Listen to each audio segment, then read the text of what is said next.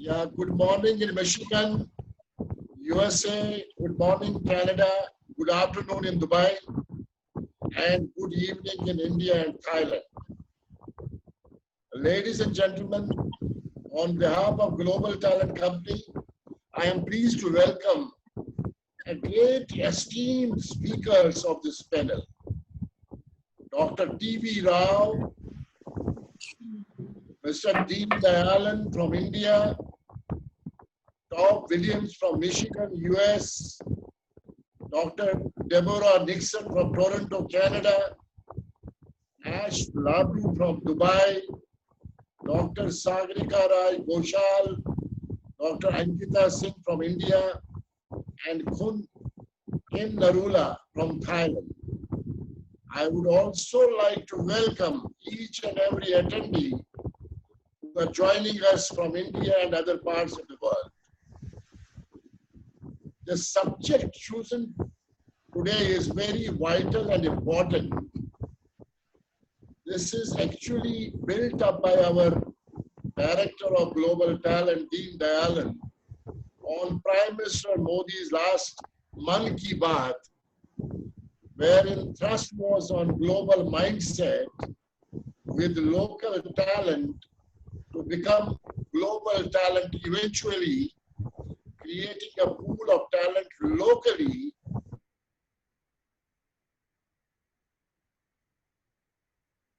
and turn companies into world-class organizations of tomorrow.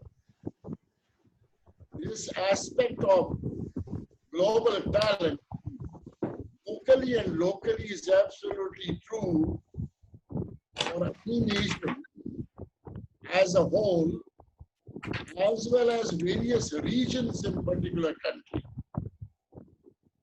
The cultural aspect of north of India and the west or the south are very different when we talk about the talent and the culture and the styles of working.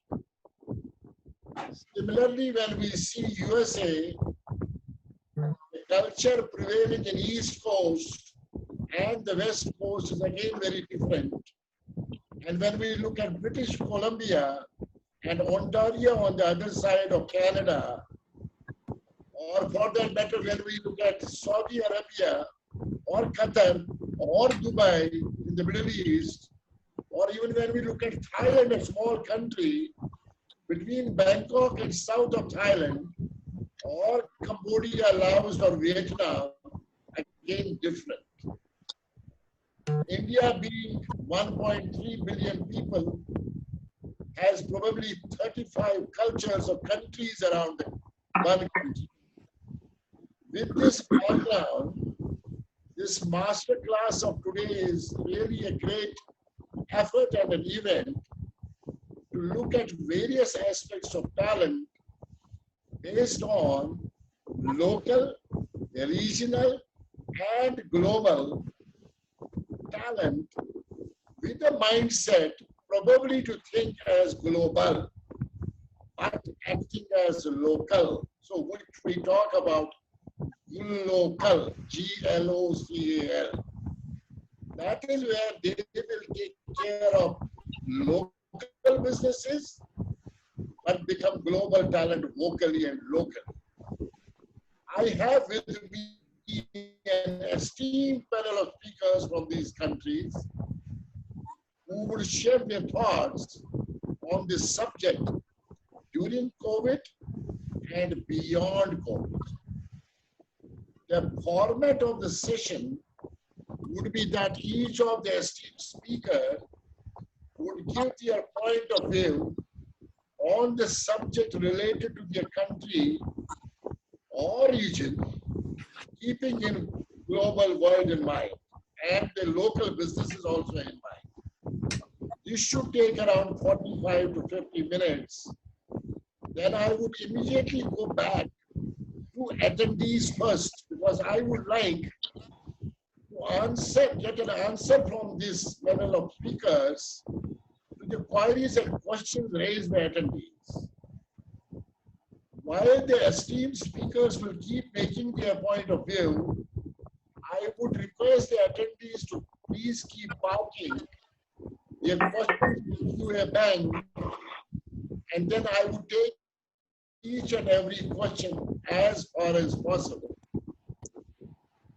I do have my own questions as a moderator, but I would certainly prefer to have attendees' questions more important to be answered. Given the time, I will probably put up my questions as well. So dear attendees, please help me in putting up questions as far as possible. Now let me first begin with Dr. TV Rao. Who doesn't know him in HR and business fraternity in India and globally? Dr. TV Rao, chairman of TV RLS, former professor of IIM Ahmedabad, APF HRM professional of year 2009, co-founder of National HRD Network and Academy of HRD in India.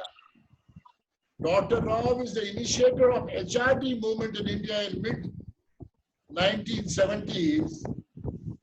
Dr. Rao has authored around 60 books, has worked with short-term consultant with UNDP, USAID, UNESCO, even Commonwealth Secretariat in London. Many awards to his credit. When I was speaking to him yesterday about NHRPN, which is very large organization today in the country, he briefly mentioned that maybe new HR leaders, young HR leaders don't know him. But that is not a fact.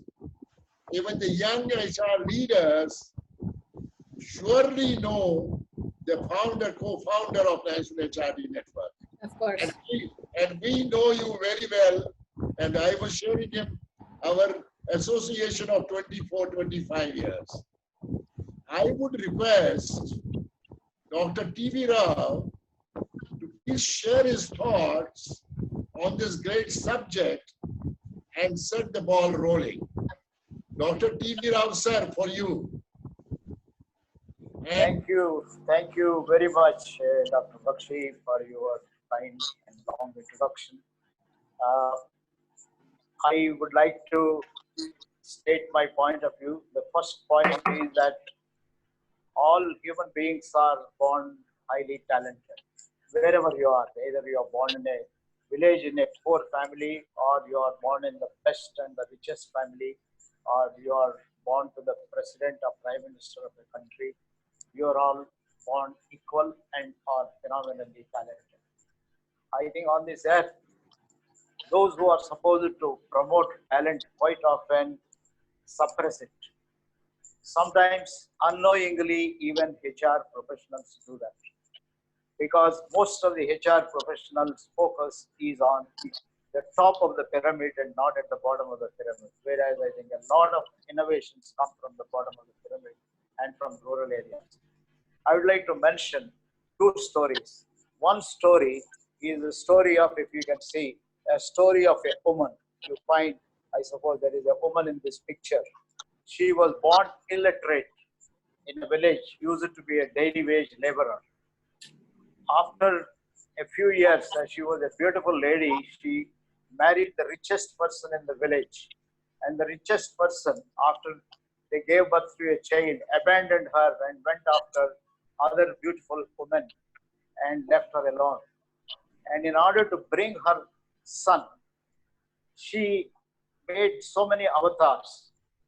She created a mutha, a labor union, and then she started leading all of them. Later, she became a rice merchant after about 10 years. Then she took another avatar, all this to educate her son. Another avatar of Ayurvedic doctor, then got into infrastructure, landed up in Hyderabad, and ultimately when she died, I think she got in touch with politicians, used all the businesses she has done to put them in touch for votes, and she died as the general secretary of the largest political party. She was illiterate when she died of the Mahila Congress. If she was only educated, I'm sure she would have really changed not only the state, it would have played, I think, very important change role in the country. I can tell you many stories and whatnot.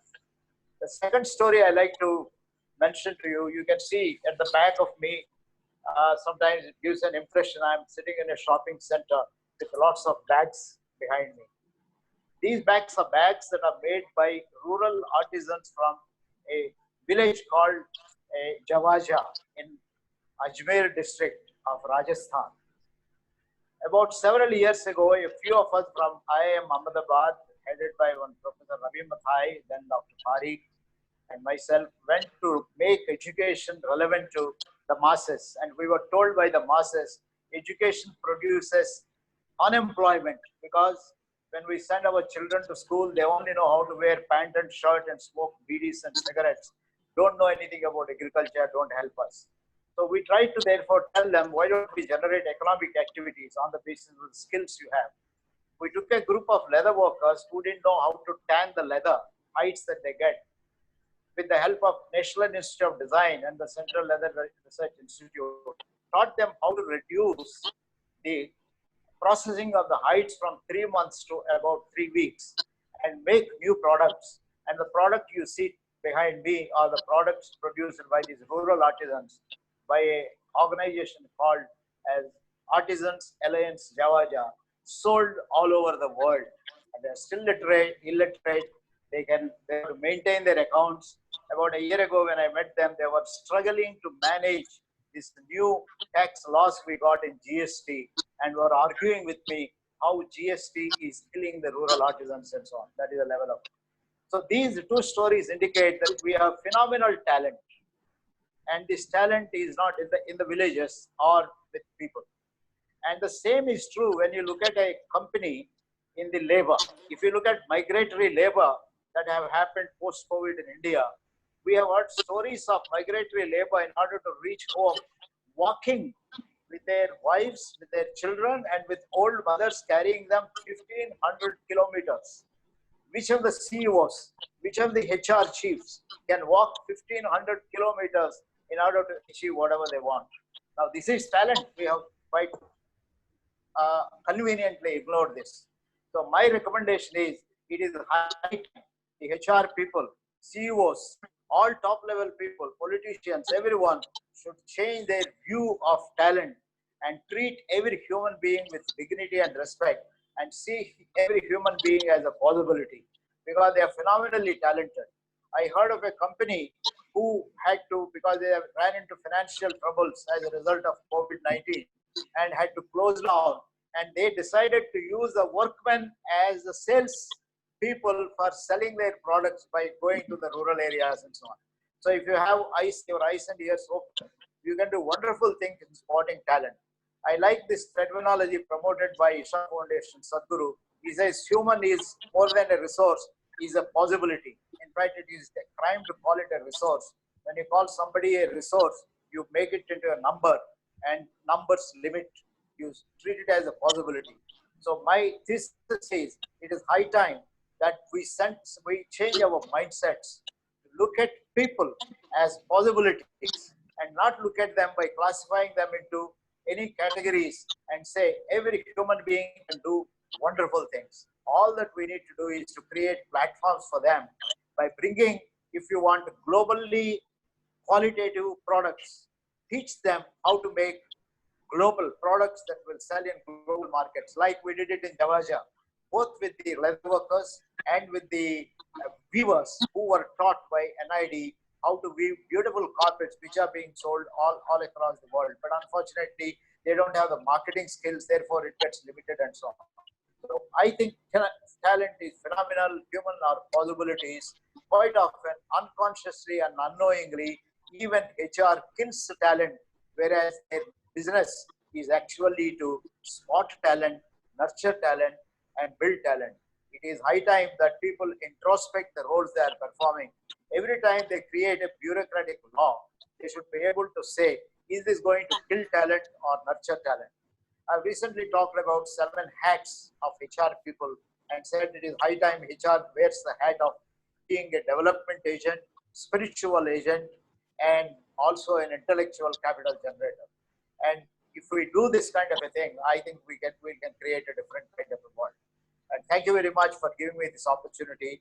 I'm sure that you have various speakers from various countries who can tell us stories like this to prove that human beings, irrespective of the class we put them in, are talented, and they can, all that they need is a vocal promoter of the local talent to make them global.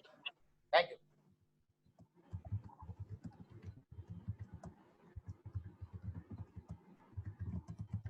Are you there, Dr. Bakshi?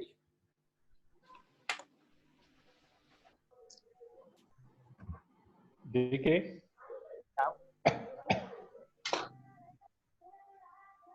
Can you hear me? Yeah, we can hear you. You were muted. I am not able to hear anybody. I could not hear even Dr. TV Rao. There's something wrong in my system. Don't worry. Let me do your job. So, Let me do your job, Dr. Bakshi. If you have, can you hear me now? Yes. Dean, I think so let me maybe get another computer. So I am getting another computer to really take care of my this system. Just a moment. Dean, you are supposed to speak next as I per can the start, sir. list. Yes, I think you can go on. Yeah, you can start if DK has a. DK, shall I start? He can't hear you. I'll just wait for a few seconds, then I'll start. Yeah. I got it now, Yeah. and I would now request Mr. Dean. May I like to introduce him. Dean is a great HR professional of India. Presently, the chairman or CEO Skill Academy India, and also the vice chairman of CEO Vietnam, director Global Talent Company. After leaving his position as director HR from DuPont, he created a world-class organization, which is Center of Excellence in Organization. I had opportunity of working with him in Indonesia, India, and Thailand on some extraordinary work on building high performance work systems. And when we did it in Thailand and Indonesia, it was a great game plan change for the manufacturing, even in Malaysia in Kobe Steel. He is the founder of another model, which is Earn, Learn, and Grow, wherein he turned some ordinary associates of shop floors to become HR directors of multinational company. There are many examples which have proved to be extraordinary journey for a simple associate. We call him Dean, and may I request him to further strengthen what Dr. TV Rao, our HR guru, further strengthen the ideas and global talent locally and locally. Dean, for you. Thank you. Are you sharing the PPT or shall I go ahead? Yeah, we shared the PPT here. I'm just trying to do that. I will pick from what Yes. Dr. TV Rao has shared. Yes, sir. And Can you see the I'm going to be a PPT? little radically different from the perspectives. Adding on to what Dr. TV Rao has said, we need to locally and strongly cross the COVID fire. And the most important way to cross the COVID fire is forget the recent past, but in the grandmother past. Getting back the grandmother DNA and concurrently do the best on the grandmother DNA and invent the future on grandmother DNA. So this is going to be a little bit of a radically different thought process. Financial willpower does not save lives. I think that's a mistaken notion, and we are right in the United States. Grandmother wisdom does. Community is in the grandmother wisdom. And whatever we are talking is beyond science. And Dr. TV Rao spoke about the so-called illiterate. I don't call them the illiterate. Probably we are illiterates. There's a powerful native intelligence in them. And for India, we need an Indian solution. And remember, India exported 400 years ago when we did not know the language called English. And every state in India exported. And now English speaking and brands have killed native intelligence. That's where we have a big challenge, what Dr. TV Rao spoke about. But fortunately now technology offers solutions.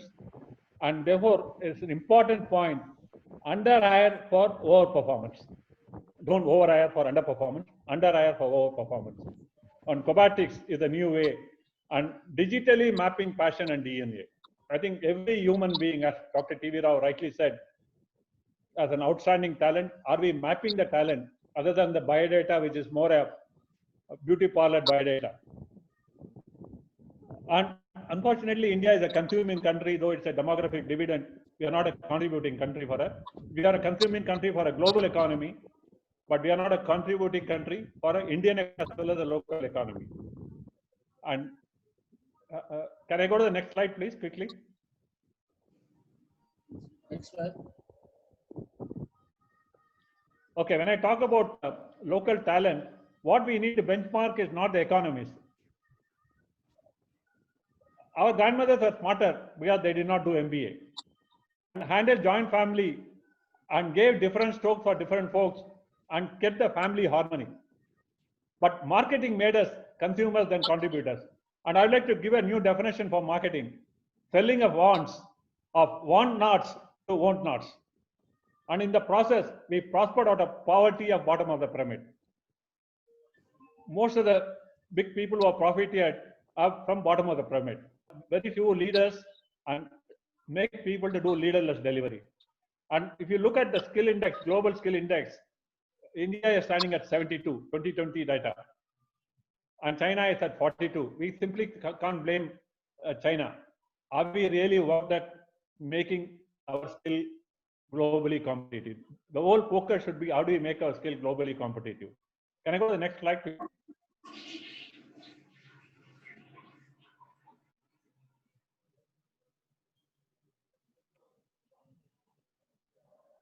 Is not And white HR is not for white collar. I think Dr. TV Rao beautifully brought this. It's HR understands high time that frontline produces the bottom line. I'm speaking with a lot of conviction.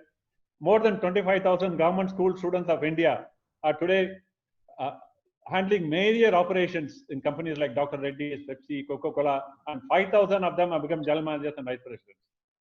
They all studied in local medium. They are street smart. And there's a tremendous opportunity, only we need to trigger their native intelligence. And HR has to be compassionately do business for local survival first, and then benchmark for China for global competitiveness. China's productivity is something outstanding, which we need to, it's a mistaken notion. We are talking about 12 hours work in China and all that is a mistaken notion. And I just wanted to share that when Britishers conquered India, we did not have engineering colleges, but we had outstanding bridges which still stand. Not the latest bridges constructed by engineering students. So what we need to really look at is how do we reinvent this DNA?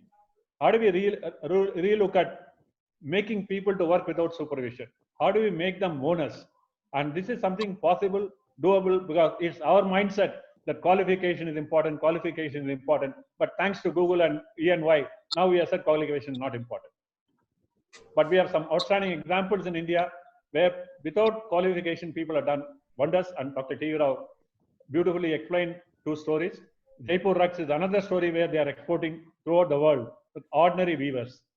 So are we looking at that? And are we looking at that ownership and capability is something which we need to really look at. Can I quickly go to the next slide? I'll just show the data of Global Skill Index.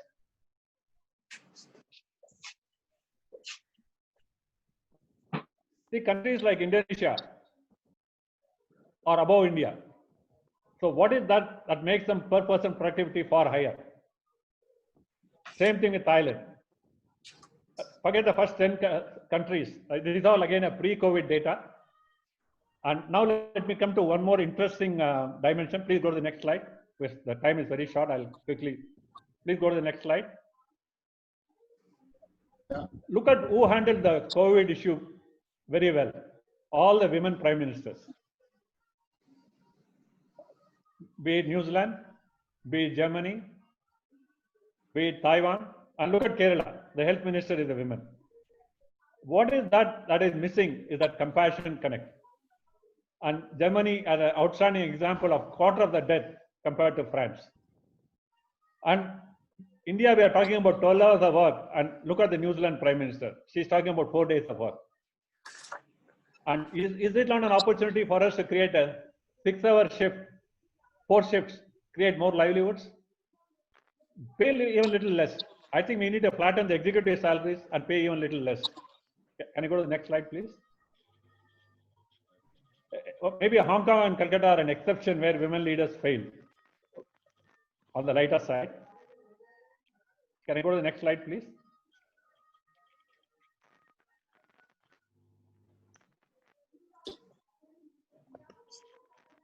So what I'm trying to say is one more very controversial data I'm going to present. I see 3 outstanding women speakers here. Women are more COVID resistant than men. So men should be in the kitchen and women should be in the shop floors, which means diversity. I'm not talking about diversity of men from offices. Diverse the men from offices and create more diversity so that women are more ownership driven. And I see a tremendous opportunity to mainstream a lot of women. Qualification is not an issue at all. With all these IoTs, technology and all, qualification is no more an issue. I see a tremendous opportunity for India to create more livelihoods, and mindlessness of top management salary needs to be reworked. And this is something which all HR fraternity should really look at. HR should look at career collaring and not blue collar or white collar. Today, we are not looking at career collaring. We are only looking at more white collar focused HR. And Dr. TV Rao beautifully nailed this on our heads. Can we change our consciousness? And I think the spiritual part of HR is more important. I thought Dr. TV Rao would speak about it. HR role is more spiritual and creating more capability and capability. Thank you very much. Thank you, Dean. I think we are moving towards an spiritual HR, and here I have another person, which is a great guy from USA, Michigan, Tom Williams. Tom is presently Vice President Human Resources with ProMedica Health Systems Limited. He has 34 years of global experience in operations as well as corporate experience in HR. He actually started from General Motors in 1983, while as he worked in production as a production supervisor and then moved to the transition to human resources. He did a lot of roles of HR in Asia Pacific, India, Thailand, Singapore, Malaysia, Indonesia, Vietnam. Again, a great HR leader with a lot of missionary work he does with various organizations in US beyond business. I can say he knows India very well, from Gurugram to Bangalore to Mumbai to India, and also familiar about challenges and issues of Indian industry. Specifically, when he has worked in Asia Pacific as well as in US, may I request Tom to share his point of view, please. Tom, over to you. Dhanyavad, Namaskar, Sawadi Krab, good morning, good evening, everyone. Tobin Williams here. First of all, let me thank the entire panel and the team for putting this together. I am delighted to be a part of this esteemed panel today, just to kind of share my thoughts about this whole global, local issue. So I really appreciate the earlier comments, and what I was struggling with is trying to find my space in here, right? Because I've spent so much time working overseas in all the countries. So I have a fairly unique perspective as it relates to global versus local, or is it an and or is it an or?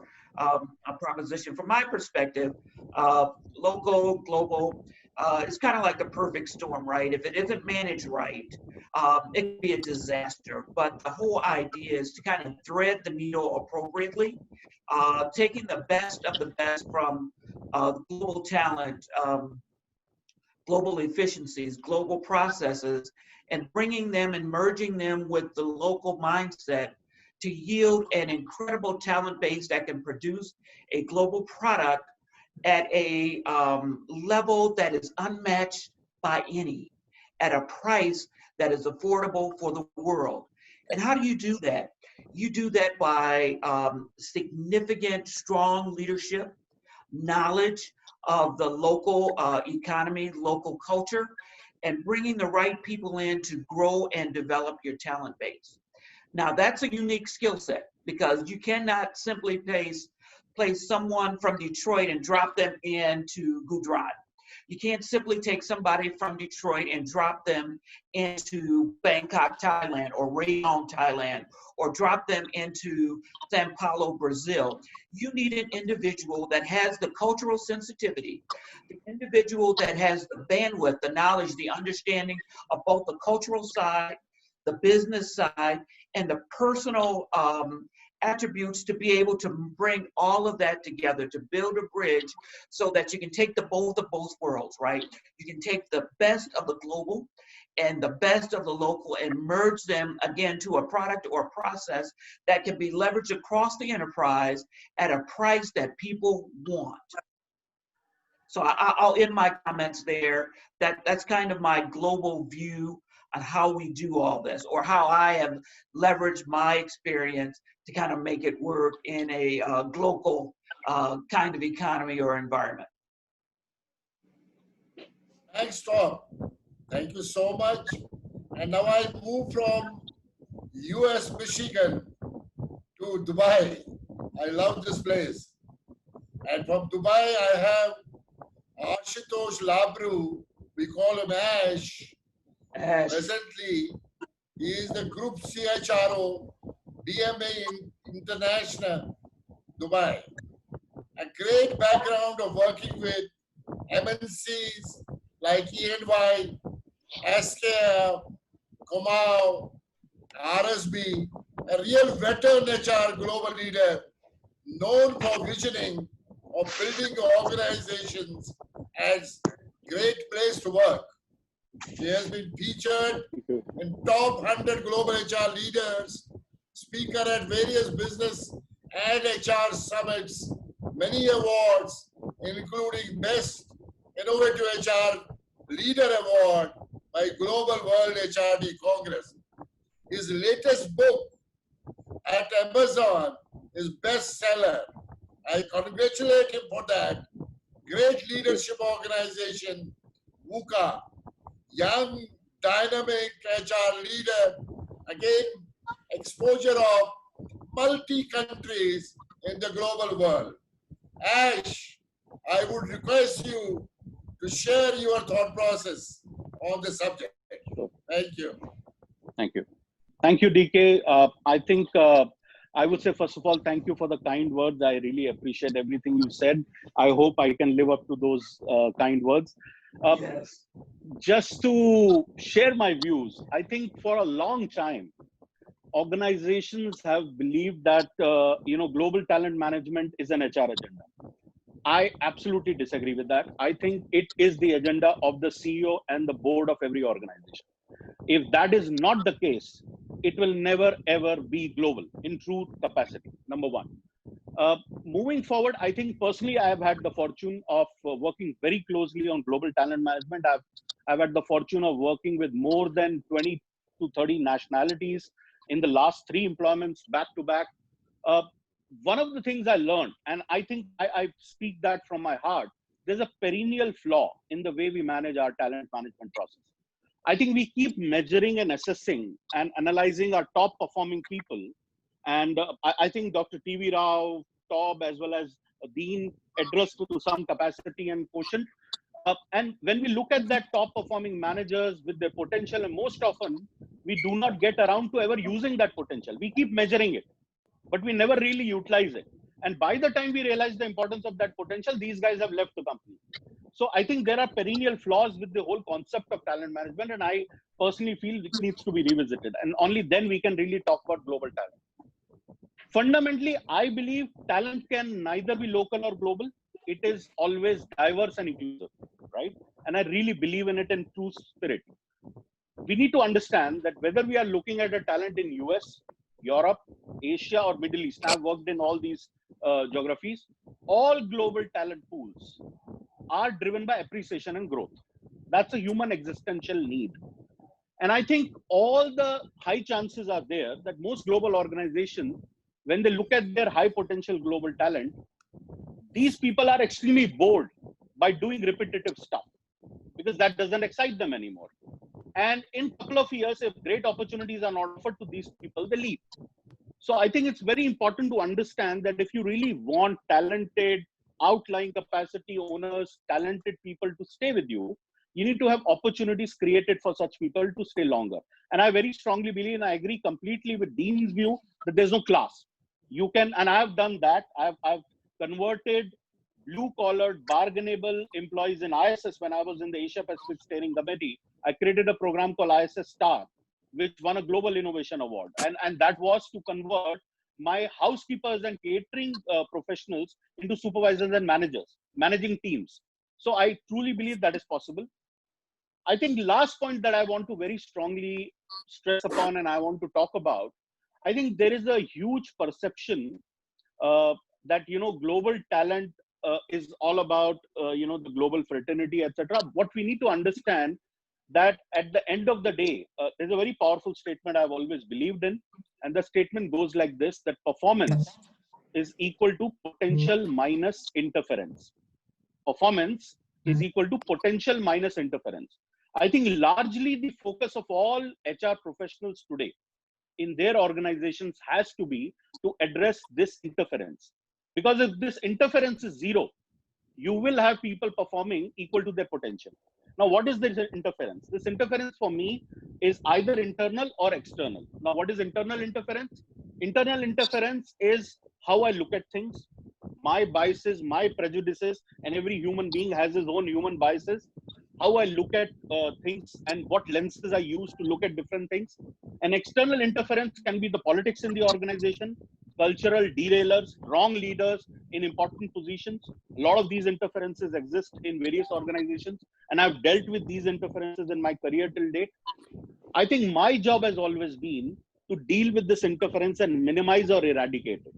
Because when I do that, only then I can really allow any talent to blossom and really become global. Because if I can't deal with that interference, truly speaking, most of these people get frustrated. Because if I don't teach them how to deal with their internal interference, or I don't remove the external interference around them, they can really not grow in the organization. And then they will get stuck with bureaucracy, a lot of politics, and a lot of organizational derailers, which are not very healthy. I think I would like to say one thing, and I very strongly believe in it. And I think that's my last point. A very strong fascination has for ages been on experience, and I've spoken about it in my book also. And I think most organizations value that. I personally believe experience can be a very bad influence. And I'll give you an example. If I failed in doing something and there's a young, high potential talent below me trying to do the same thing that I've failed at, chances are I'll stop him because I've failed in doing it. Now, experience can be a checklist of do's and don'ts. Whatever I couldn't succeed at, I will keep telling others not to try.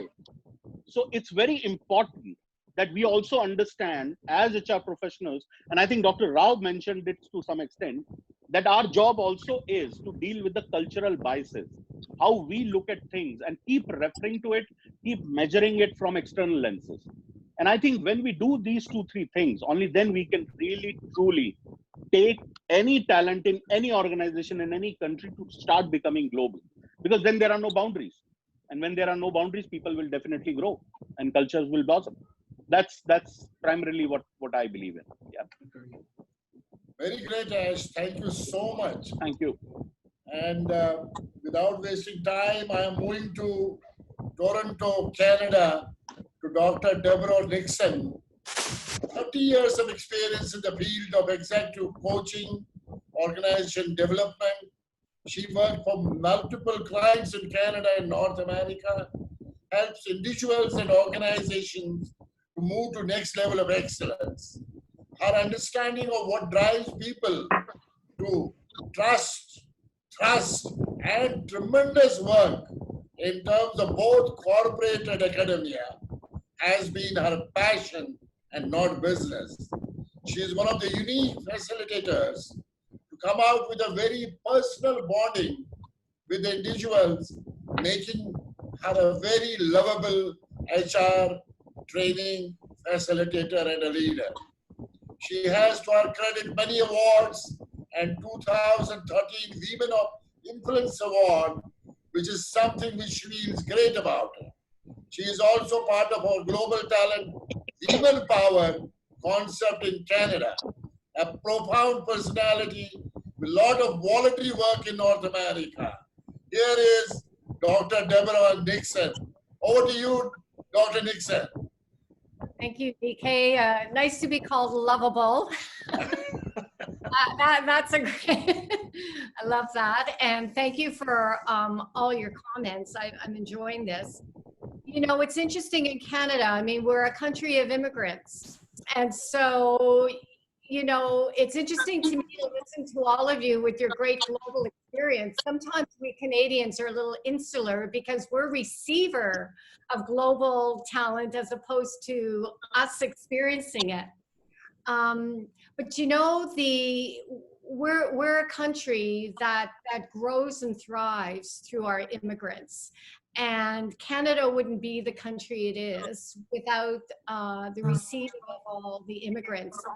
And so as HR professionals, it creates both opportunities, but it also creates challenges. The opportunities are in the wonderful talent that comes. And you know, we have a lot of people from India, especially coming into Toronto. Every day I get connection requests, conversations with people who are there in India wanting to come to Canada or have already arrived. So it's, and these are incredibly insightful, talented people. But here's the problem with Canadians. We have a real unconscious bias about outsiders.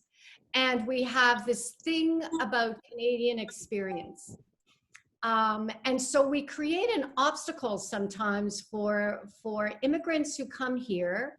And, you know, it's difficult. I try to speak to my clients about that the educational system in many countries in the world is fantastic, sometimes superior in some schools to ours.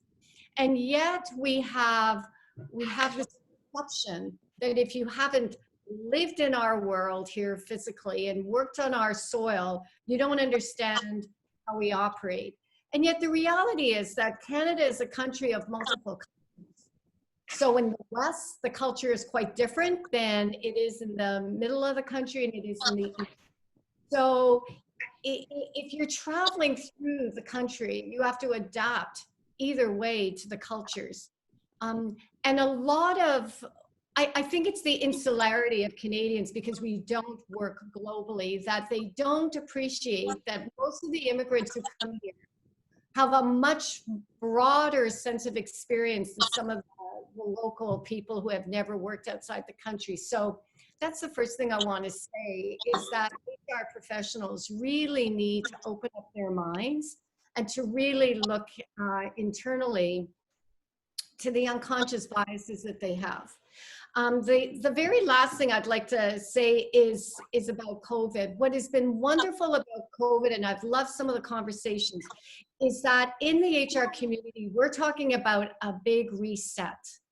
COVID has created an environment, all the clients I'm speaking to are all reevaluating what they're doing, the meaning and the purpose of what they're doing with their careers, with their lives.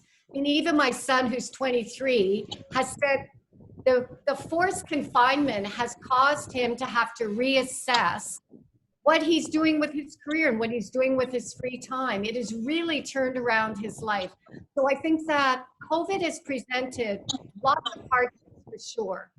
but it has created an incredible opportunity for people to look at how they're doing work. And of course, there's a big HR shift. We're working with leaders. I'm coaching a lot of leaders on how to lead virtually, the different set of skills. COVID has created a situation where the wonderful leaders have risen to the top, and the leaders who always have struggled are somewhat kind of being exposed now, and there needs to be a fundamental shift. So the big reset. I'll end my comments there. Thank you. Thanks for the opportunity. Thanks, Dr. Nixon. From Toronto, we don't call it Toronto, we call it Toronto. And my friend Professor J.D. Singh he is again from Toronto. And thanks a ton. And I moved from Toronto to Mumbai. And I have in Mumbai Dr. Sagarika Ghoshal, who is presently the country head of Top Employer Institute in India. A very great diversity expert, international speaker, certified doctor, known for a leading role in transformation of leadership, transformation of organizations. He worked for multiple segments of industries. Started with Jet Airways, those days when we met 25 years back, aviation, telecom, financial services, media, and of course, entertainment and retail. One of the top 30 most powerful women in India in business, one of the top 50 most influential HR leaders in Asia. She has been actively involved in NHRDN, UNDP, SHRM, ASTD, and of course, World HRD Congress. She has been one of the biggest supporters. We know each other last 25 years, traveling in various parts of India when I used to work in India and going to smaller towns to look for local talent. We were even talking about this global talent, even that time in 2000, 2001, and how we can create that local talent to become global talent. Dr. Sagarika, over to you.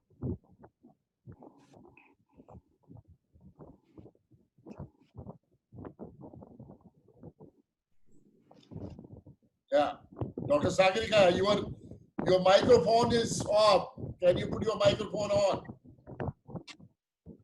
Sorry, I just forgot. So overwhelmed with what you said in front of stalwarts. So I think, good morning to all who are watching us from India, and good evening to everybody from India, and good morning to everybody who are watching us from Canada and US. I think all of you have already kind of covered what I would have actually wanted to speak. But since now, I don't want to take the risk of repeating what we have already. I think that's the disadvantage of being towards the end, Ankita. I'm sure you are going to face the most. But, I come from, now I lead a company which is an HR certification company, and hence getting to a lot of research and get to work with the topmost companies in the country, nationally as well as internationally. And I think India is at the heart of development, and the plus point what we have is a younger population, and thank God in that I think we also saw some advantage in the COVID because of our younger population. And as some of them predict that we will have at least, 10 times more millionaires in the entire global arena from the Indian entrepreneurs who will make it big. And that would only happen when probably we are able to cope up with the kind of crisis we are going through right now. And while we all talk about talent, which is more important, and what should HR do, my experience working with several big, large, small companies, I think, many organizations are stepping up or stepping down. and those who are stepping up and contributing to the fight against this global pandemic, managing their own organizations, I think they are going to see a different kind of high, because I'm sure when the businesses will turn around, we will see a different kind of experience which employees would have already had from these companies who have looked after not only their employees but also the society in general. They will see a different kind of business movement. Whereas I think those who have stepped down, I have also seen companies with various have not taken logical decisions, have done, and I'm not talking about layoffs, because layoffs could be the last resort for almost all organizations, and every human being must be doing it with heavy heart. But the fact is that these experiences, whether it is losing a job or managing, things inside, I think it is going to impact the future of the organizations, where people are going to decide to. So the talent is going to choose those companies who have stood by this wave of COVID pandemic or any kind of unfortunate incidences. So as an HR professional, I think HR has to rise up and adapt to the new needs and leverage the power of technology, which I think a lot of HR professionals have already started to do. So the new keywords certainly are the research, cross-collaboration, digital, cloud, work from home, and the new ways of work. But we still haven't found the science of it. I think that is what we are.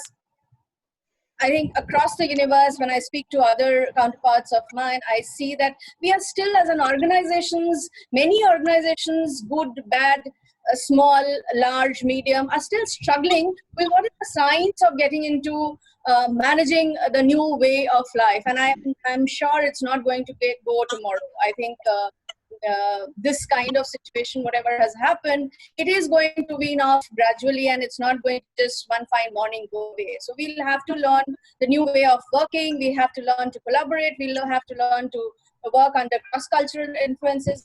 And I think organizations are also making stride towards a better balance as far as past experience is concerned, the local market knowledge is concerned, or the global market knowledge. I think these are the things, and companies have to deliberate in planning more sophisticated, systematic approach to create talent lift program. And I think here we'll have to deal with employees who might have gone through not only financial crisis, but also emotional crises. And I think companies have to get into, especially HR professionals, have to stand up and make sure that we are dealing with human resources as a function differently. Probably some of us have to rise up and look at things like, I'm sure Dr. Rao also mentioned about that, how talent is in everybody, but we just need to figure it out.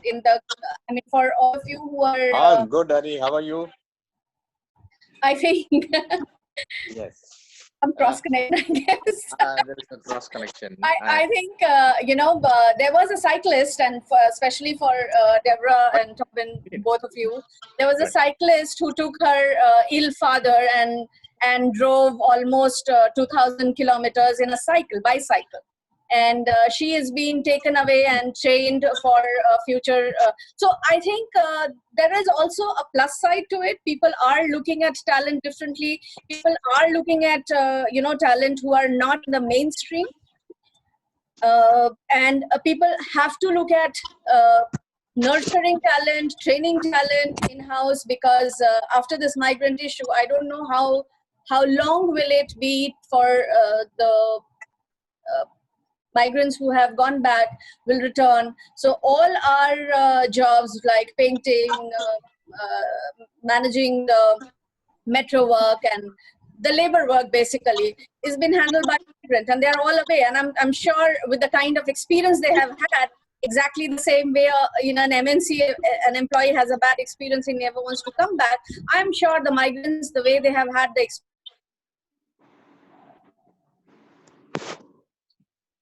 not having food, not having proper shelter and safety and security, gone back to.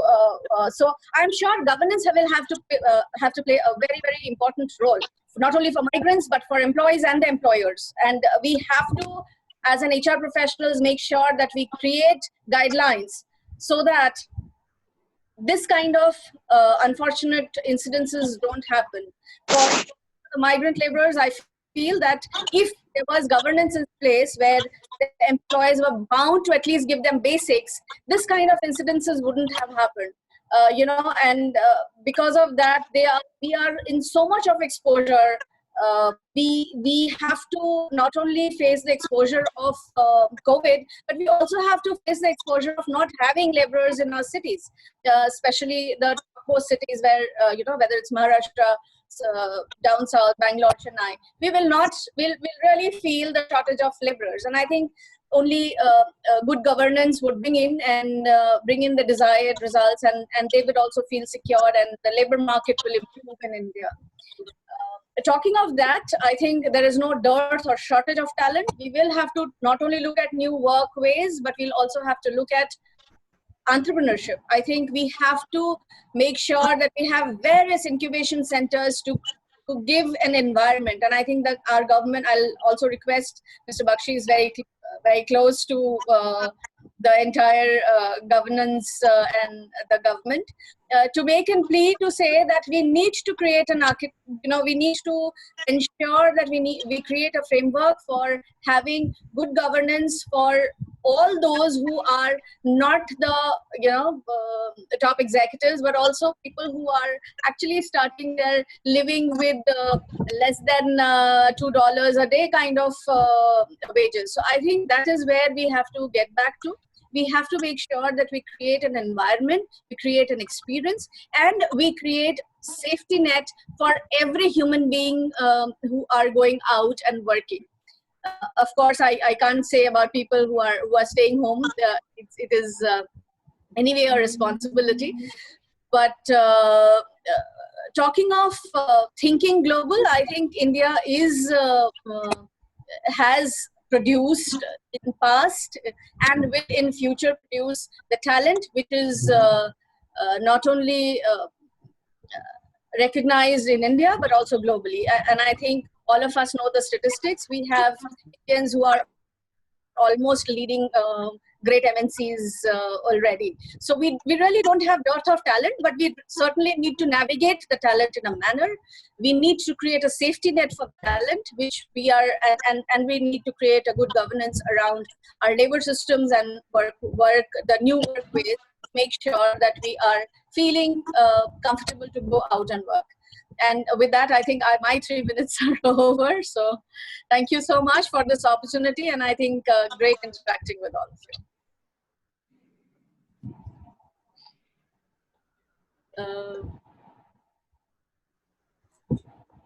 DK, we can't hear you.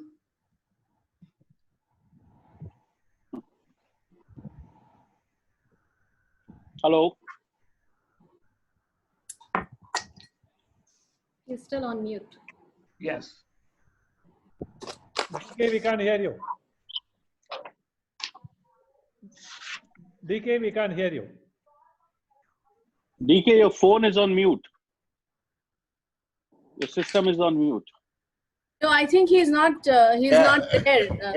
No, because I just changed the laptop in the meanwhile. I had to change the laptop because there was something wrong in that laptop. So now here I go with one of the youngest dynamic, Dr. Ankita Singh, and she is Senior Vice President and Global HR Head with Signex Datamatics.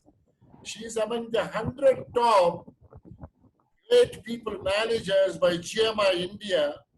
She is certification by Harvard Business School on sustainable business strategy.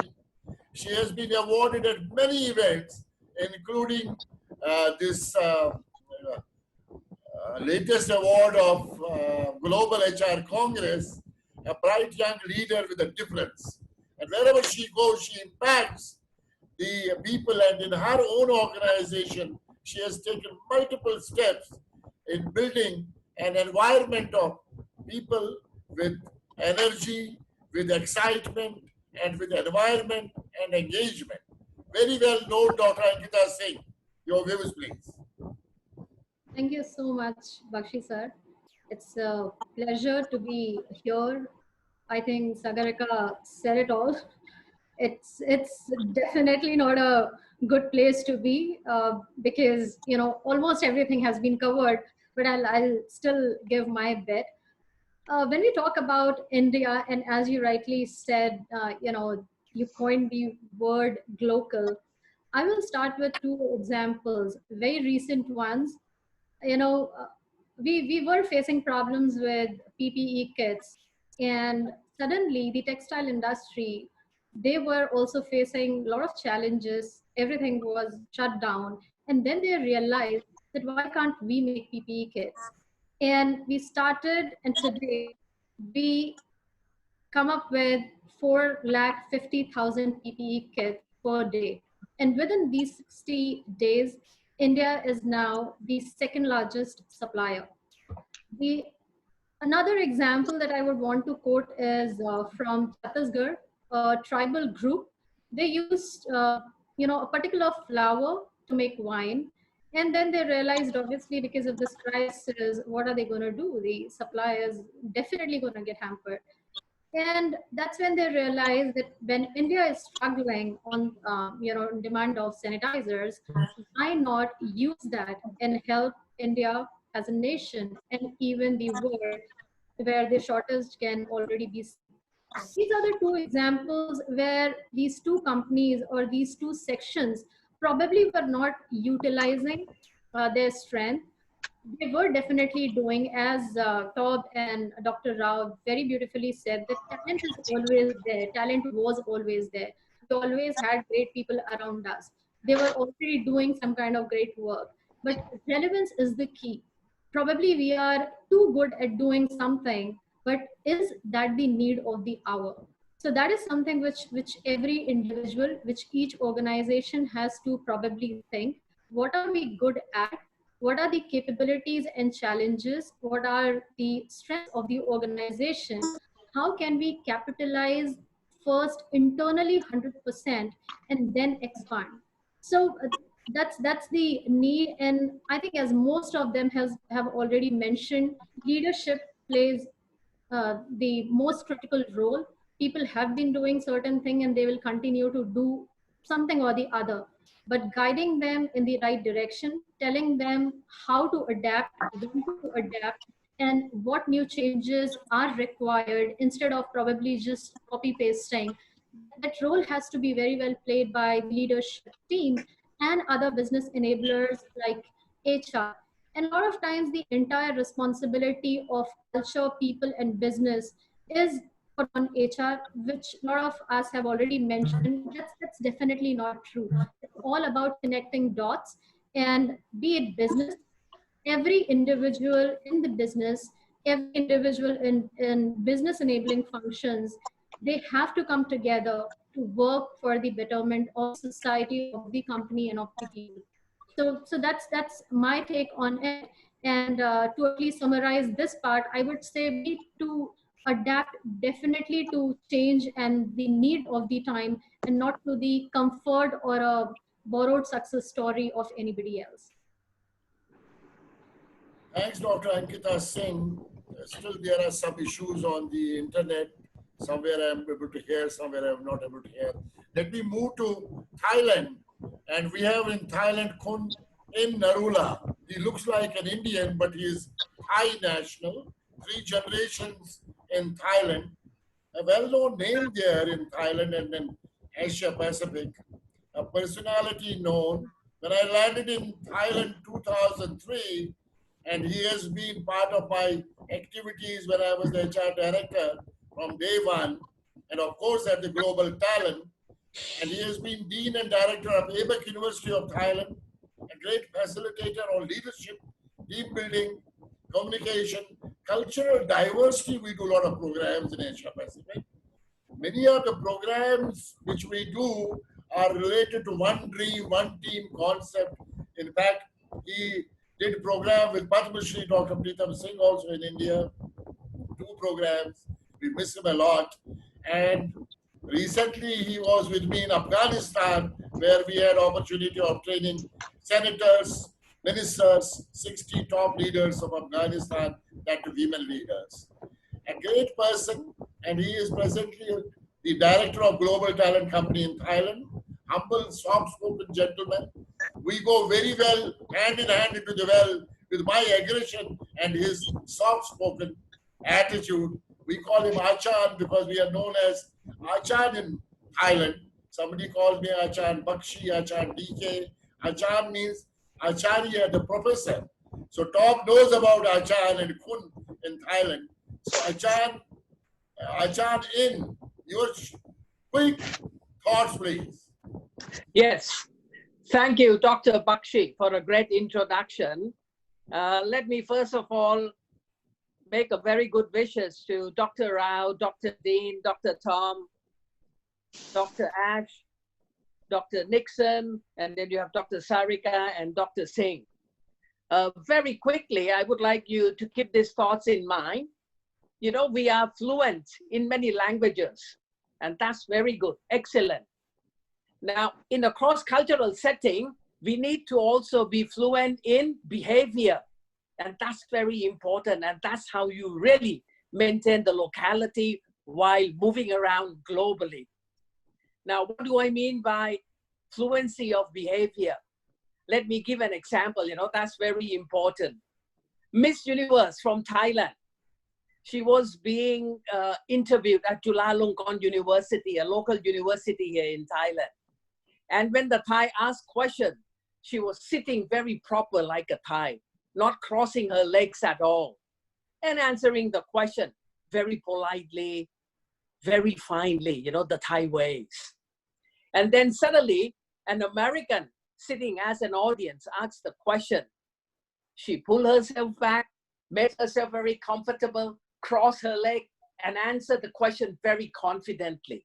And that's what I mean, being fluent in behavior across culture. So it's very important. Now, moving on, I would like to ask everyone, the panelists and the audience. Last year in 2019, Thailand, especially Bangkok, we had 20 million visitors. Bangkok has been rated by #1 city in the world where visitors would like to come in. A lot of survey has been done. Why is that? And the #1 reason that was given is people. What is it that about the people of Thailand that attract a lot of people wanting to come in? What we can learn from here is how do you attract talents to organizations and companies? Why is it Thailand is attracting a lot of people? And if I may sum it up very briefly, because they are open-minded, because they are understanding, they're very flexible, and very importantly, they know how to compromise. Non-confrontational, they get the job done. And that's very important, ladies and gentlemen. I think we cannot overlook this fact, you know, that has been stated by a lot of panelists, spiritual HR. You know, and that's also, you were talking about compassion connect. And these two factors, I think the Thais are excellent at it. Southeast Asia, Indians here in Southeast Asia, we are excellent. The only thing that is absent in India, from my perspective, I love India, I am an Indian, is the population factor. Because there are too many people, the fight for survival is great. So the pushing and struggling to be #1 is very high. So you are truly too much competition to the extent that the competition can be destructive. So once again, let me sum it up very briefly. You need to learn to be compassionate. You need to learn to be kind.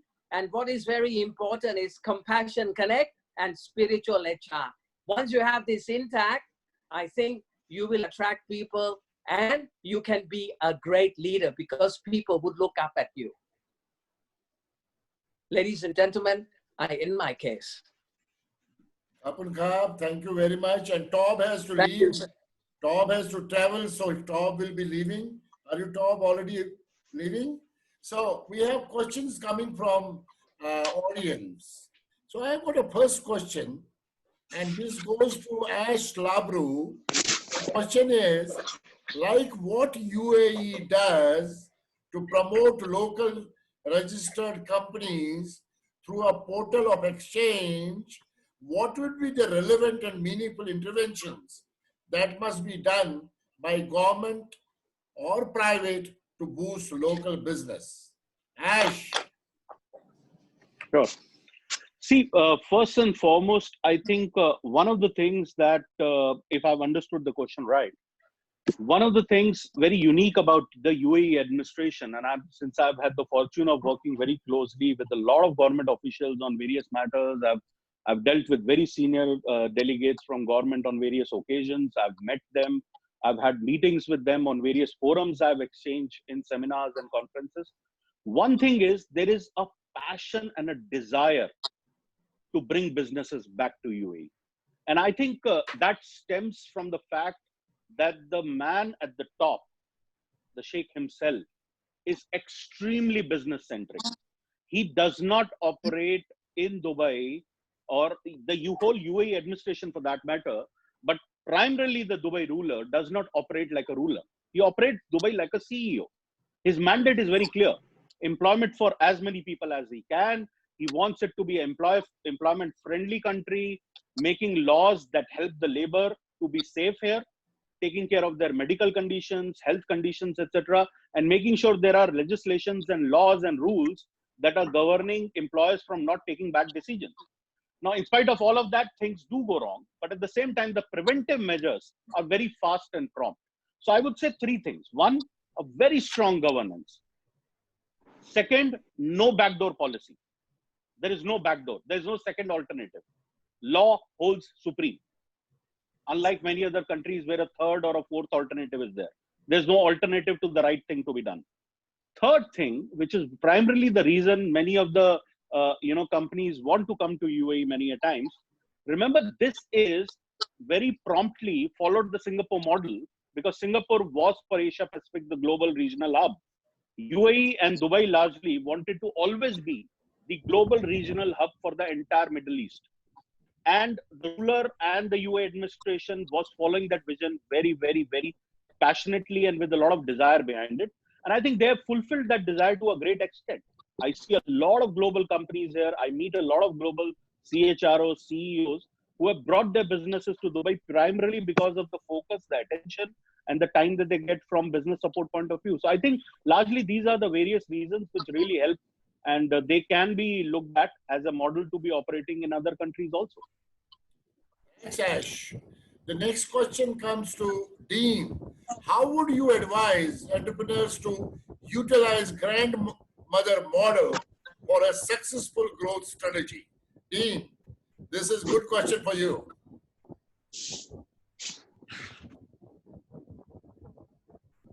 Dean, can you hear me? Your microphone. Sorry, I can hear you. Yeah, your microphone. When we are this is what happens people, in the technology. I have got this third laptop now to set it right. Hopefully things are right now. Okay. When we are recruiting people, we use a lot of Western tools. We don't look at the human being in the totality.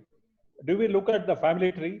Do you look at what are the strengths of the family? Do we tap the family traits? You ask them what's your grandmother good at, and that DNA will be in that kid. And we only go by the so-called resume, which is mostly not what the people are. Most of the resumes are what other people are. It's all an exaggerated version of a resume. And we don't look at the human, we look at the qualification. So if you can really look at the DNA, look at the passion, we can, this I go by my experience. Today we are all talking about gamification. We did it 25 years ago. People in the natural environment come out with their natural talents. In the artificial environment and the interview environment, you don't get the insight of that individual.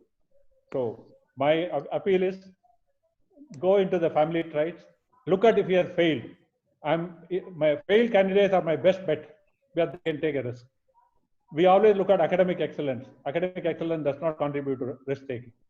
This is my humble view. Yes, next question to Dr. TV Rao. How can the organization culture be managed while working remotely? Dr. Rao. Well, whether you work remotely or you work face to face, whatever is the way to, first of all, manage organizational culture, first is to articulate it. I think most people don't articulate. Second thing is, once you articulate, you need to practice it. I think as Mr.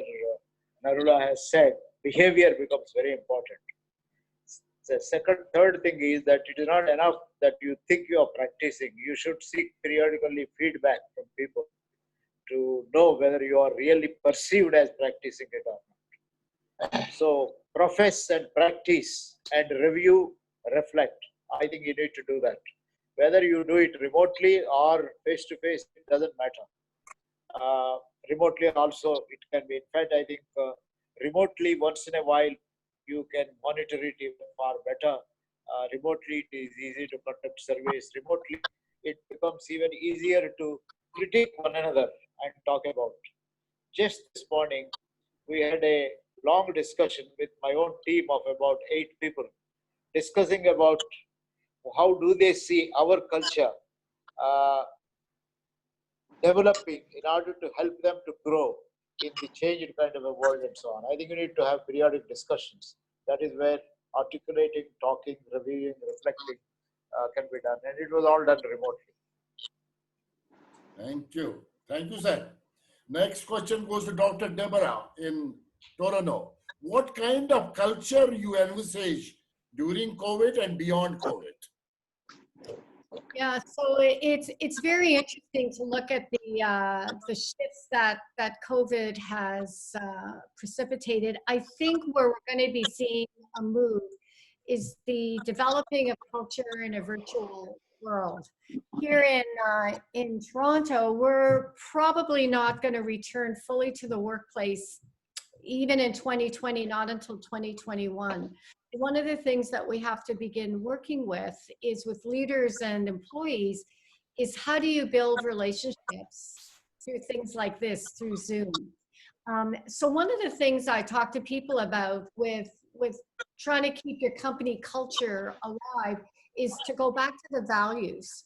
So you look at the values on which that the organization has been formed, and then you find ways to ensure that you touch those values all the time, whether, you know, even when you can't be in person. So I think that the culture is going to shift a bit. People have to be very mindful in terms of how often they communicate, how they communicate. And one of the things I tell people is don't rely or revert to email, which of course is the worst form of communication possible. I can't tell you how many times I've been called in to intervene in difficulties with teams or between employees because something went wrong because of email interpretation. So I think that looking, you know, and staying clear with values is really critical to continue to build the organizational culture. Thank you, Dr. Nixon. Next question goes to Dr. Sagrika Ghoshal. How good are our HR departments in supporting talent pipeline through succession planning, including HR departments? Any best practices or interesting story that you could share? A quick one. Well, there are many who are doing it right. There are many who are doing it wrong as well, drastically wrong as well. But succession planning is something which, you know, which is large MNCs, and I will not like to name them because almost every large MNC has a very good succession planning pipeline ready. So they are not only doing potential mapping, but they're also doing people who are high performer and high potential and high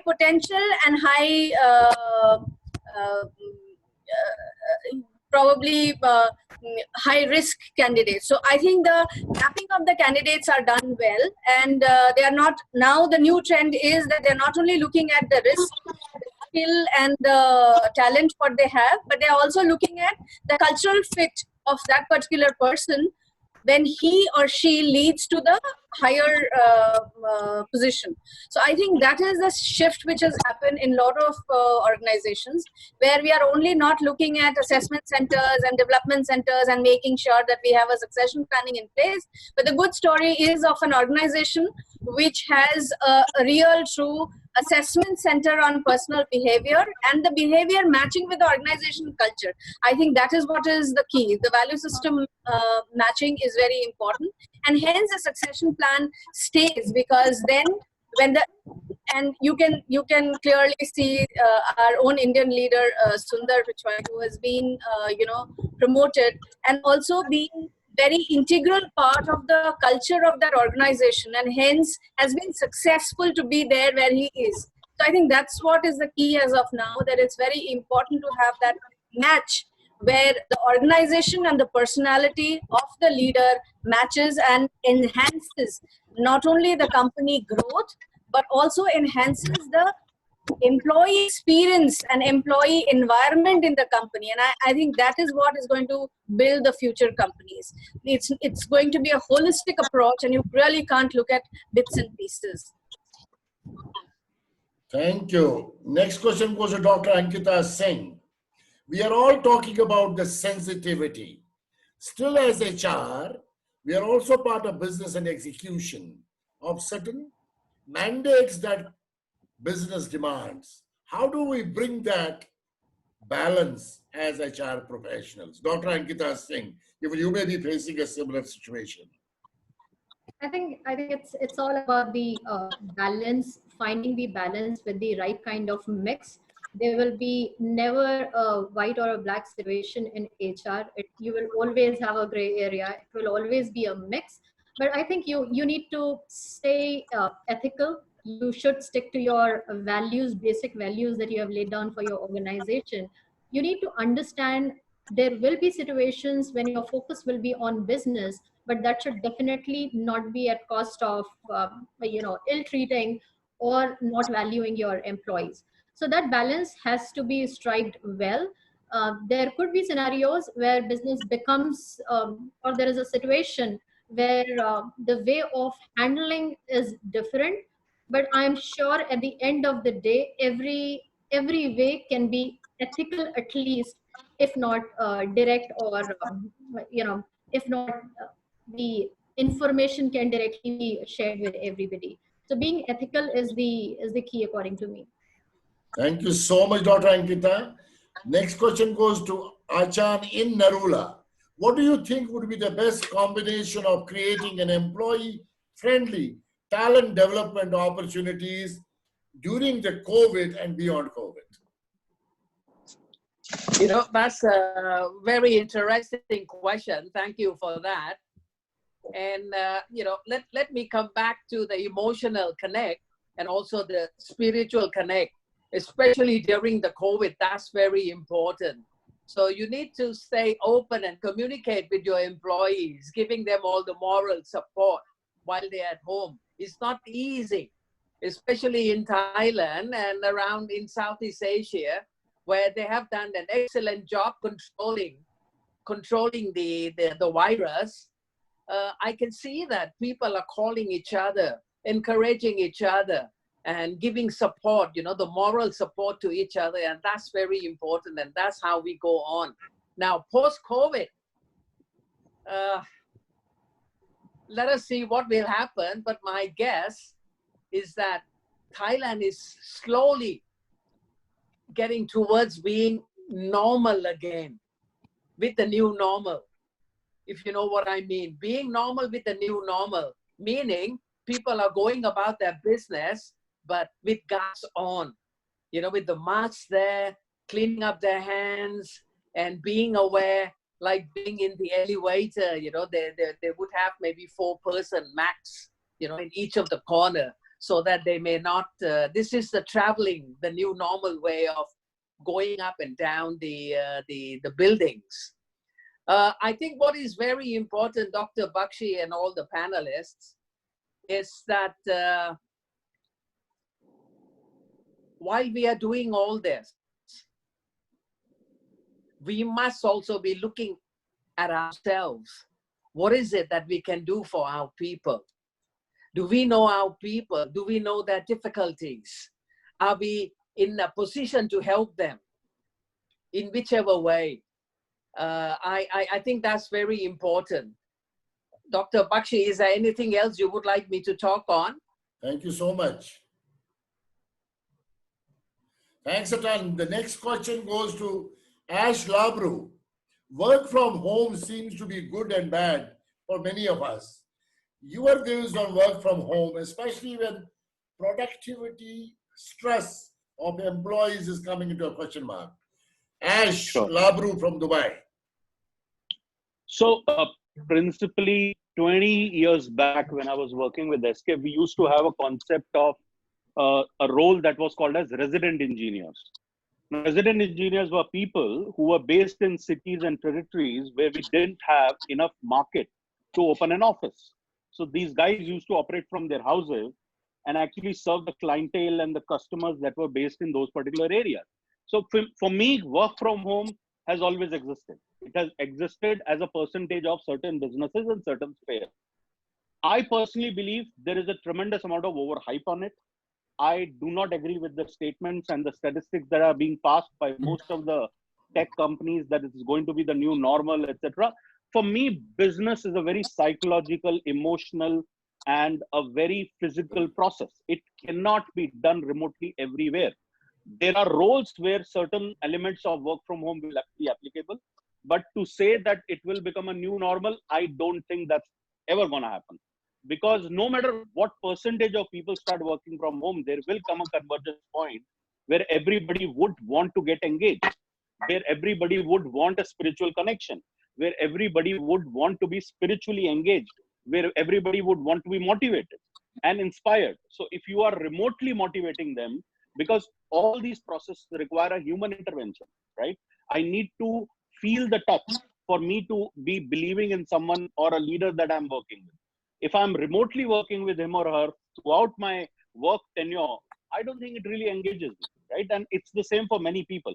I may be saying it for, let's say, 70% of the people. Yes, it is possible. Definitely a percentage of people can work from home. But if it is a new normal, I really don't agree with that. That statement, I really don't believe in. I don't agree with that completely. Thank you so much. The next question is for Dr. TV Rao, and it's our friend Subhash Jagotaji coming. In India, more than 86 lakh graduates or MBAs are passing out every year. Why business houses are not utilizing their talent? When they are studying? For Dr. TV Rao. What is the second part? Why they are not utilized? Why they are not utilizing while they are studying? They are in the course. While they are in the college, in the course, why they are not being utilized by the corporate? So that means some part of education and some part of internship, which is happening in any case, but I think Subhash has raised this point. India is a country which has a knack of classifying people even before they are born. Once they are born, we classify them more and more into different categories. So we classify them into an MBA with specialization in marketing, as though he's going to solve the whole world's problems of marketing, and say he's a HR fellow, he's a finance guy. So I think they cast them and then start treating them as though these are the ones. I think this is the worst thing to do. So what happens is everyone develops as a specialist cast by the organization. As a result, we in Johari window, we say in our lifetime, we don't even discover 5% of the talent we have, right? I think it may be 0.05%. Our organizations make it 0.00005% by casting them and saying, if you are joined as a HR manager, you will at best become director HR. So HR is your life. And you may have missed a great finance guy, you have missed a great inventor, great creator, and so on. This is the biggest problem. Why I think businesses are not able to use MBA talent. I would suggest that they should stop using them as managers, and they probably should start them. In fact, just the other day we had a meeting with some of the students of TIS who were and other B schools, who said that some of the companies have withdrawn our jobs and placements are gone. Now what do we do? So I said that, yeah, all that you need to do is go and start selling vegetables. If you sell vegetables for 6 months, you will know, and perhaps you will become one of the largest owners of a retail shop. But you start there. There is nothing wrong. I saw MBAs selling vegetables in Ahmedabad, and proudly they said, what is wrong? I am earning much more than what I would have earned by getting employed. I think companies should change their mindset. Today, nobody can say, this is not my job.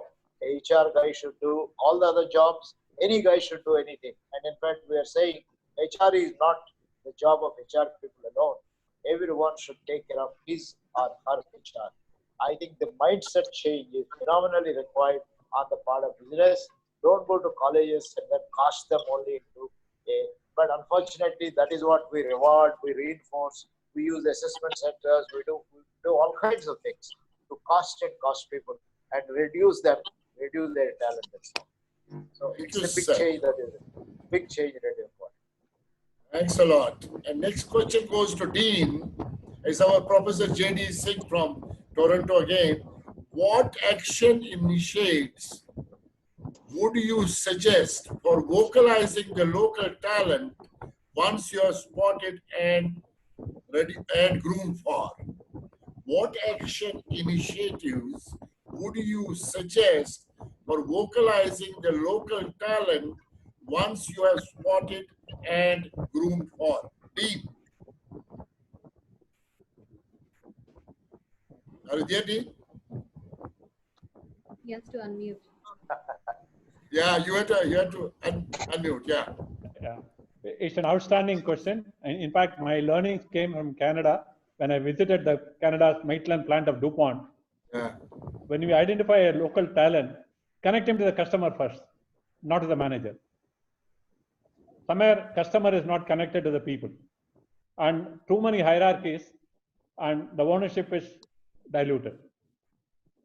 So somewhere we need to push the ownership at the operating point and connect the customer. Very great. Next question goes to Ashutosh Labru. What methods can be applied for potential development? Ash, somebody is asking you this question, Divakar Jaiswal. He says, what methods can be applied for potential development? Fantastic question. I just loved that question. See, the way I look at this subject, there is no end to it. There is a stalwart like Dr. TV Rao sitting here, so he knows much more deeper. But I'll tell you my take. I look at this subject like a glass, right? And if you fill glass to the half part of the glass is what is the inherent competency of the individual. The rest of the half is the potential part. And if you sum total this is the total capacity of that individual. And like Dr. TV Rao very clearly said, most organizations base their premises of judgment on individuals based on the filled part of the glass. And that's why potential is always missed. See, potential development, there are no end to it, right? One of the greatest roots is what we have spoken about is spirituality. I think one of the biggest discovery of myself happened to me when I started meditating. When I met my spiritual guru, it changed my life forever, 11 years back.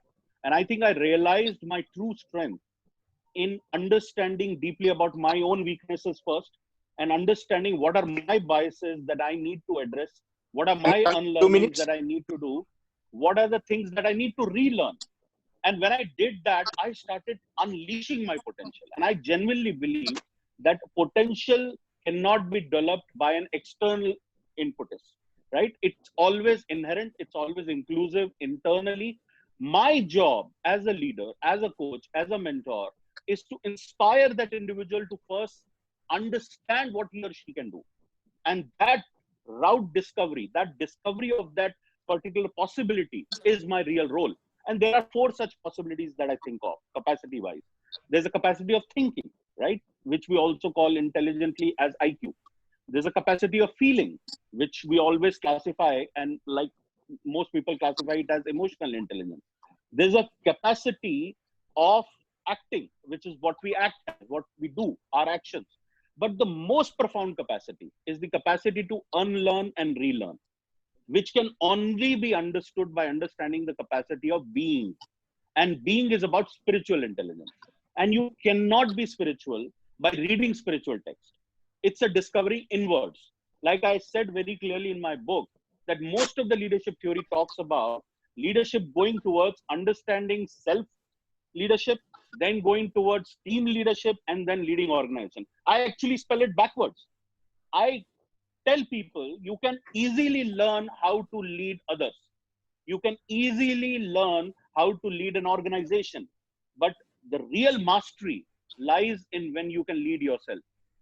When who you are, when no one is watching, is in sync with who you want to be and what your destiny desired for you to be. And that's your true potential. So I think my job, always as a coach, has been to help people move to that zone where they can make that discovery. So there is no process that can help them there. And I very clearly believe in what Dr. Rao says. In fact, I was surprised that his thought was so similar to what I've been thinking. And I used to think that why organizations don't understand this. There is no process by which you can do it, right? We can keep managing these processes. You will never get great potential out of people because it is for them to be discovered. Our job is to help them do that. Thanks a ton, Ash. Very good. Dr. TV Rao, there's a question for you. What is talent? Your microphone. This is what happens to us all the time, you know. Talent is all that you have that makes you to do whatever you can and whatever you do. You say it includes knowledge, it includes your attitudes, it includes your spirit, includes your traits, qualities, motives, whole lot of things. I mean, this is not one. I think the term that is used in the literature in the recent past is competencies, but I think talent goes a lot beyond competencies. That is where that is where the spirituality which Ashutosh so briefly talked.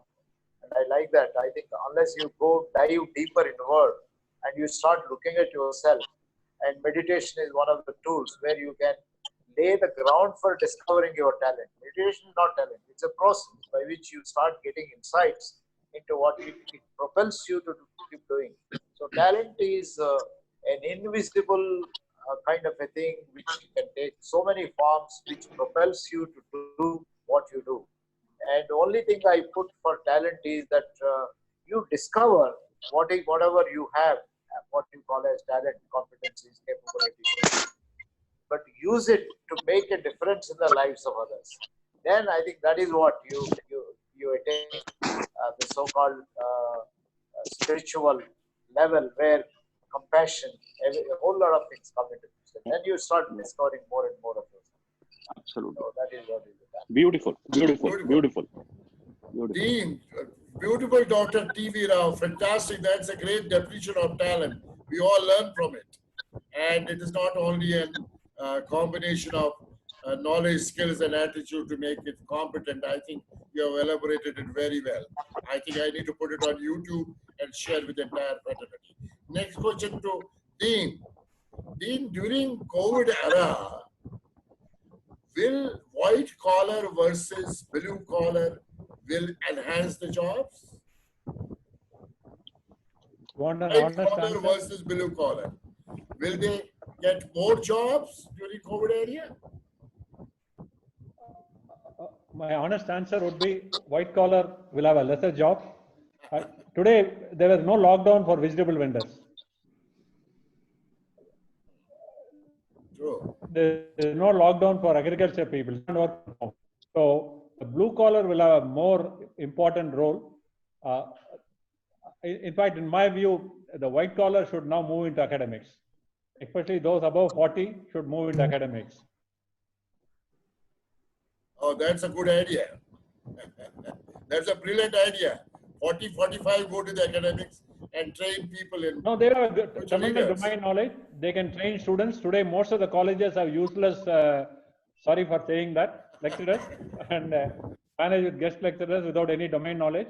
It's very important that we have outstanding, successful middle level and senior level managers, sabbatical are taking a second careers. And this is a tremendous opportunity for grooming the youth. Absolutely. I think that will make industry and academia interface very close, and expectation of industry, and they can train them on the expectations of industry for the future leaders. Very brilliant idea. And So they're all highly overpaid also. Sorry for saying that. Okay, let's go to Dr. Deborah Nixon. What is your expectation from HR freshers? How do we develop your expectation? HR freshers, what's your expectation from HR freshers? You mean the kind of pressures I think they mean that HR is under? You know, I think what's been great about COVID is the fact that finally organizations and CEOs and leaders are realizing the integral importance of HR. So often HR has been looked as transactional, you know, they do comp and benefits, but now through COVID, HR has been the center of the COVID response and the plan to transition our businesses to life after COVID. So I think the pressures that HR has been under in COVID has been trying to figure out how to run businesses and employees through this new environment. But the other is that HR has been the holder, is the emotional center of an organization.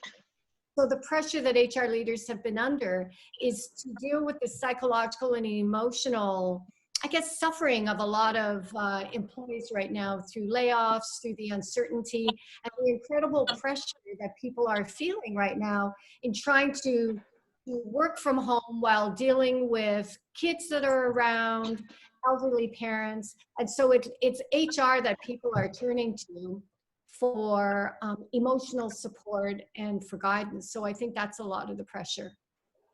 Thanks a ton, Dr. Nixon. Now we have shortage of time. I think I can't take more questions. I need to go to Dr. TV Rao. We have heard about leadership. We have heard about role of managers. We have heard about corporate managers after the age of 40 going and teaching at business schools and engineering colleges. We have heard different aspects of from Canada to US to Dubai to Thailand. And we have heard about work from home. Some of them saying will be a norm, but probably will not be a norm. It cannot give the best productivity. We have heard a lot of things.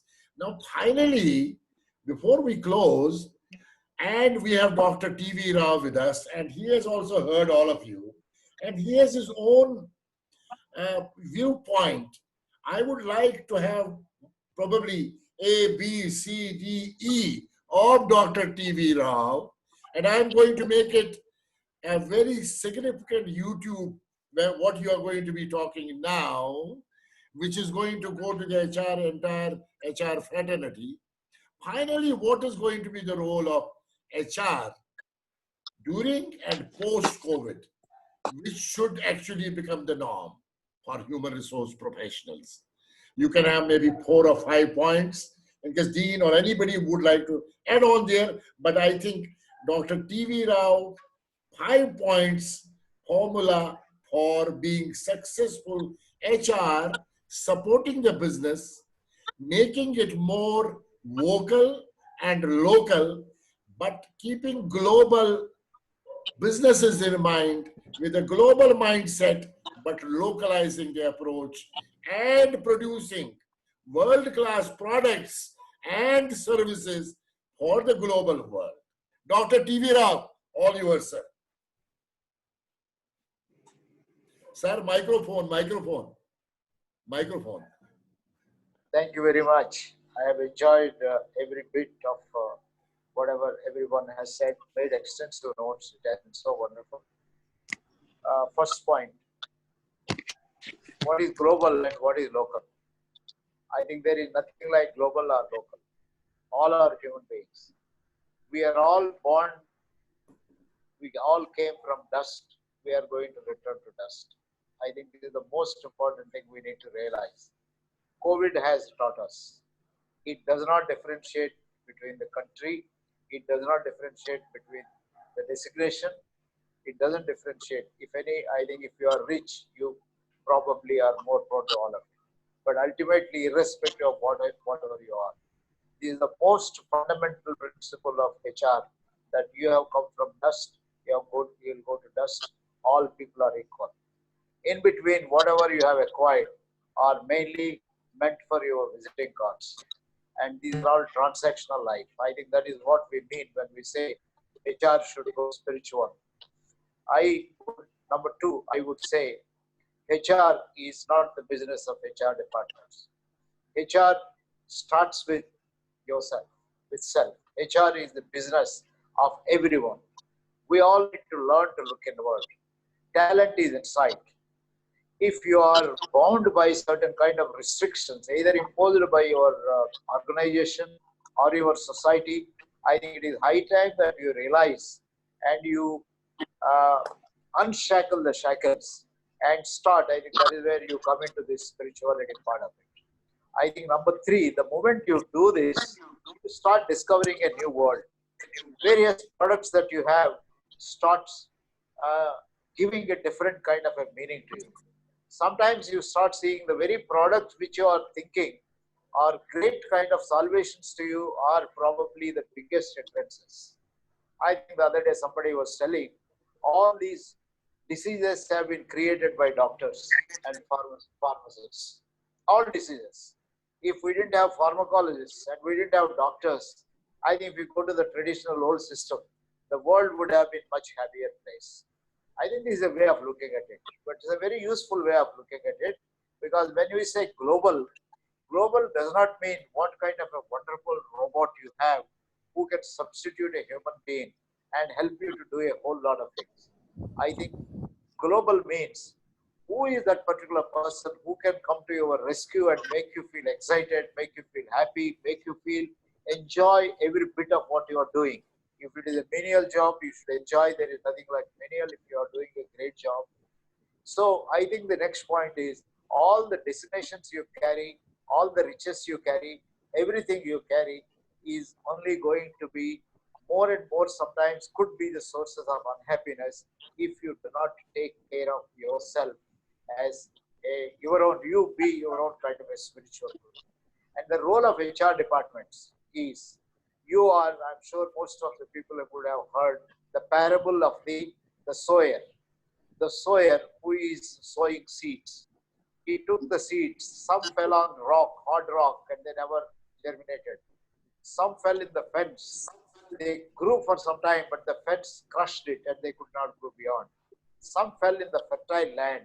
I think then they grew, they became beautiful trees and gave, I think, fruits and so on. So if you are a sower, you have to therefore sow the seeds by preparing the ground, recognize what is the fertile land, where there are fences. So this is a very important thing for you. But I want to add one more thing. You are not only a sower, you are also the seed. Look inward. When you become a spiritual kind of a person, you start asking yourself, because you may be thinking that I am in a rock, I cannot germinate. You made a terrible mistake. You should convert the rock into a fertile land. You may be saying that you have a wonderful fence, which is, I think, crushing you. You should change the fence and then make it also a totally unblock yourself. I think this is the role of HR. And I think as Ashutosh has at some point of time said, and many others have said, this is not the job of HR people alone. This is the job of CEOs. This is the job of every single human being.